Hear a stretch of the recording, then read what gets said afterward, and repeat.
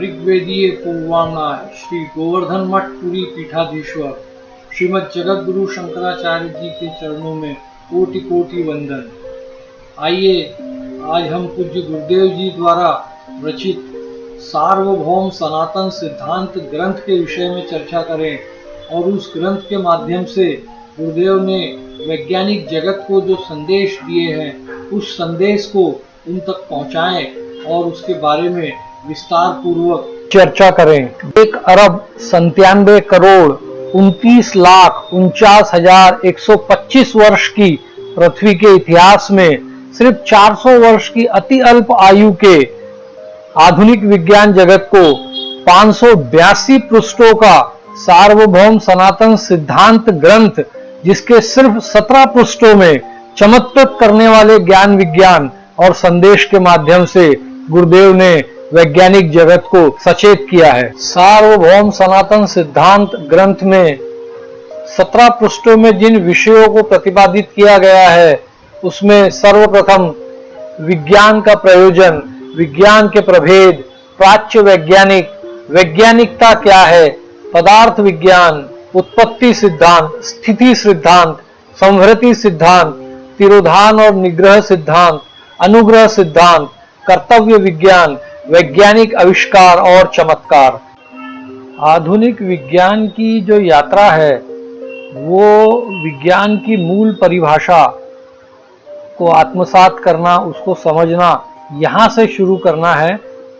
जो कि गुरुदेव ने विज्ञान की मूल परिभाषा के विषय में कहा है कि प्राणियों, धातुओं, भूतों, इनके आकार, प्रकार, स्वभाव, प्रभाव, उत्पत्ति, स्थिति, संहार, संघात, विघात, विकास, ह्रास का सैद्धांतिक व प्रायोगिक ज्ञान, इसी को विज्ञान की मूल परिभाषा गुरुदेव ने बताया है, जिसे आत्मसात करने की नए आधुनिक जगत को अत्यंत आवश्यकता है। इस परिभाषा को अगर हम सरल शब्दों में समझने का प्रयास करें तो प्राणियों में 4 प्रकार के प्राणी आते हैं। एक जो बीज से उत्पन्न होते हैं, एक जो पसीने से उत्पन्न होते हैं, एक जो अंडे से निकलते हैं और एक जो गर्भ से पैदा होते हैं। तो प्राणियों, धातुओं, कई किस्म की धातु, स्वर्ण, तांबा, लोहा, ये सब धातु। भूतों में हमारे पंचभूत आएंगे, पृथ्वी, जल, तेज, वायु, आकाश। तो प्राणी, धातु, भूत, इनके shapes and types, nature and effect, creation, condition and destruction, impact and destruction, development and decline, इन सभी का प्रैक्टिकल और थ्योरेटिकल नॉलेज ही साइंस की बेसिक डेफिनेशन है। इसके बाद जो सबसे महत्वपूर्ण बात आधुनिक विज्ञान को समझने लायक है वो है विज्ञान का प्रयोजन, पर्पस ऑफ साइंस क्या है। जब तक ये समझ में नहीं आएगा तब तक विज्ञान की दिशा और लक्ष्य हम निर्धारित नहीं कर पाएंगे। तो गुरुदेव ने बड़े सुंदर शब्दों में विज्ञान का प्रयोजन बताए हैं, जिसे अगर हम देखें तो सुबुद्ध, स्वावलंबन संपन्न, स्वस्थ, सुखद जीवन और सुव्यवस्थित समाज रचना, यही विज्ञान का मुख्य प्रयोजन है। इसको अगर हम अंग्रेजी में देखें या सरल भाषा में समझना चाहें तो intelligent and self reliant, healthy, happy life and well organised society, यही पर्पस ऑफ साइंस है। इसी में अगर हम आज देखें तो अपरिवर्तनीय स्तर की विकृति का निर्माण हो चुका है। आधुनिक विज्ञान के अर्थ और काम की ओर अग्रसर ज्ञान से उत्पन्न परिणामों में अगर हम कुछ सूची देखें तो सबसे पहला शुरुआत इसकी होती है खनिज पदार्थों का दोहन। न्यूटन ने जब यांत्रिक युग की शुरुआत की, लॉ ऑफ मोशन दिए, फिर पर्यावरण पर असीम दबाव इस यांत्रिक युग के आरंभ के बाद शुरू हो गया।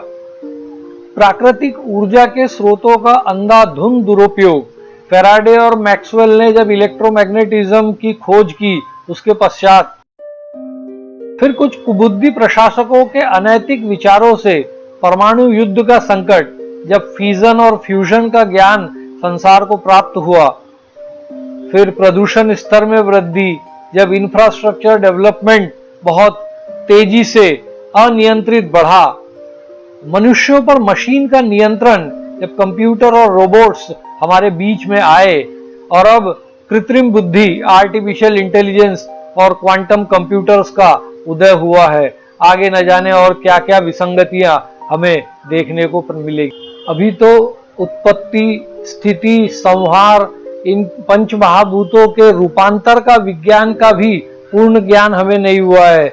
जैसे कि गुणों की वृद्धि के फलस्वरूप असेंडिंग ऑर्डर में अगर हम देखें आरोहक क्रम में, तो आकाश से एक गुण ज्यादा वायु की उत्पत्ति कैसे हुई, वायु से एक गुण ज्यादा तेज की, तेज से जल की एक गुण ज्यादा, और जल से एक गुण ज्यादा पृथ्वी तत्व की उत्पत्ति, और इसी प्रकार गुणों के कर्षण के फलस्वरूप अवरोहन क्रम से पृथ्वी का गुण अगर कर्षित किए तो जल में परिवर्तित कैसे होगा, जल का गुण कर्षित किए तो तेज में कैसे होगा, तेज का गुण कर्षित किए तो वायु में कैसे परिवर्तित होगा, और वायु से आकाश का कैसे रूपांतर होगा।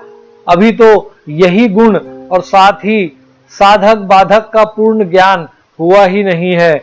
अभी तो अभिव्यंग और अभिव्यंजक का तारतम्य पूर्ण ज्ञात हुआ ही नहीं है। अभी तो अंश और अंशी का संबंध, जैसे फल, पत्र, फूल इत्यादि पृथ्वी की ओर, नदियां का जल समंदर की ओर, और अग्निशिखा सूर्य की ओर ही क्यों आकृष्ट होती है, यह भी ज्ञान पूर्ण तरीके से आधुनिक विज्ञान को प्राप्त नहीं हुआ है।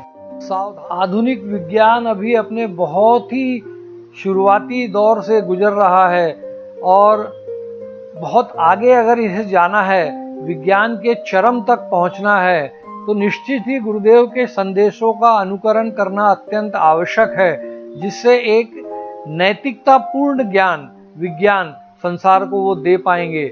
कुछ संदेश जो गुरुदेव ने दिए हैं उनकी मैं सूची आपको यहाँ देना चाहूँगा कि वैज्ञानिक उपकरणों का उपयोग, जो भी हम इंस्ट्रूमेंट्स बनाते हैं या जो टेक्नोलॉजी हम लोग डेवलप करते हैं, उनका उपयोग चेतना को अपहरण करने वाला और मानव जीवन की अपूर्वता को नाश करने वाला न हो। साथ ही साथ किसी एक व्यक्ति, मतलब किसी एक साइंटिस्ट या एक ग्रुप ऑफ साइंटिस्ट की प्रखर चेतना से जो वैज्ञानिक आविष्कार हमें मिलते हैं, उससे लाखों लोगों का जीवन जड़प्राय, आइडल न हो जाए या हो रहा है, यह उचित नहीं है। साथ ही साथ आवश्यकता को बढ़ाकर स्वयं को विषय किंकर बनाना सर्वथा अनुपयुक्त है। स्वार्थांध होकर, स्वार्थ में होकर स्वहित, हम खुद के लिए और परहित के विरुद्ध जीवन और जगत का उपयोग सर्वथा अनुचित है। तितीक्षा के नाम पर जहां रोगी होना अनुचित है, वहां विकास के नाम पर विषय वासना की वृद्धि करते रहना और बहिर्मुखता पाले रखना, यह भी सर्वथा अनुचित है।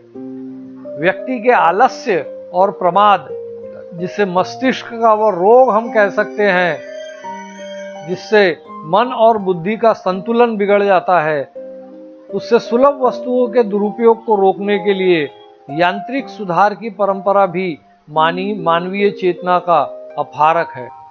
इसका एक बहुत सुंदर उदाहरण गुरुदेव देते हैं सार्वभौम सनातन सिद्धांत ग्रंथ में, कि नल खुला छोड़ने की प्रवृत्ति से जल का दुरुपयोग होता है।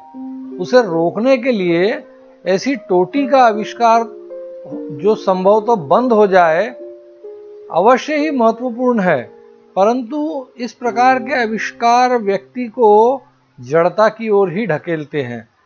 इससे अच्छा नल खुला नहीं छोड़ने का विवेक प्रस्थापित करना ये ज्यादा आवश्यक है।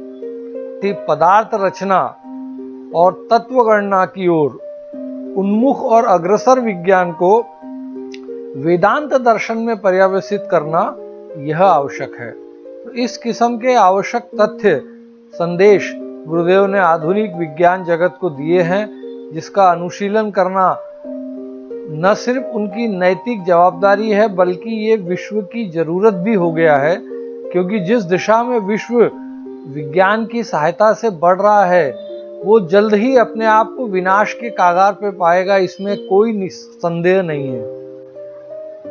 इस प्रकार इन 17 पृष्ठों में विज्ञान और वैज्ञानिकता तथा पंच महाभूतों के सिद्धांतों की अद्वितीय व्याख्या किसी भी विज्ञान से संबद्ध व्यक्ति की प्रखर चेतना को प्रज्वलित और उद्दीप्त करने में सक्षम भी है और पर्याप्त भी है।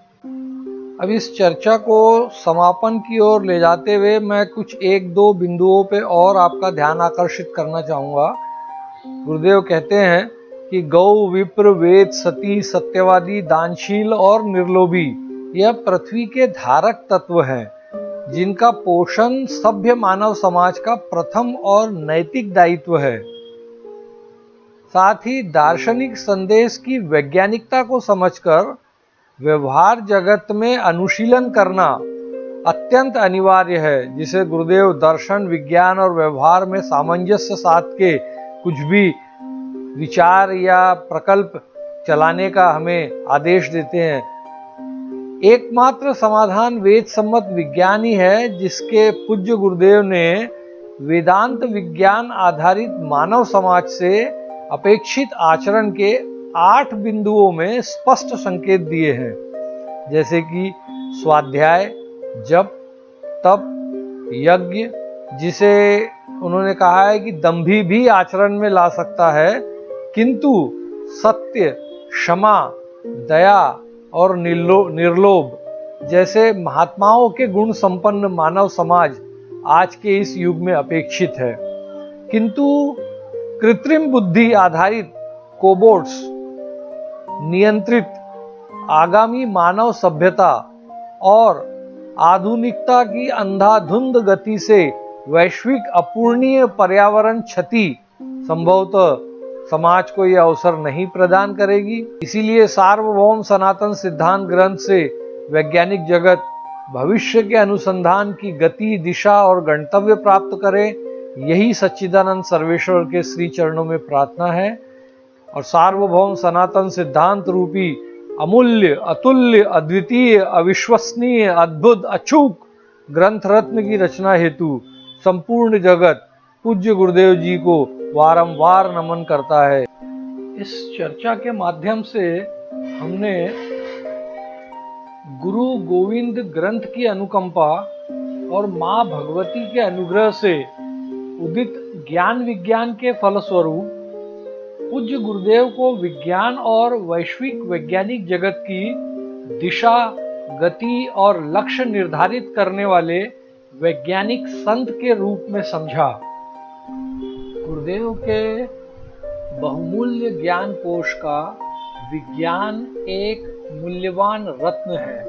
इसी के साथ कठोर तपस्या से सूर्यदेव और गरुड़ जी की अनुकंपा प्राप्ति के उपरांत गणित जगत को अलौकिक मौलिक गणित प्रदान करने वाले जगत गुरु शंकराचार्य जी इस मानव इतिहास के एकमात्र दार्शनिक गणितज्ञ भी हैं।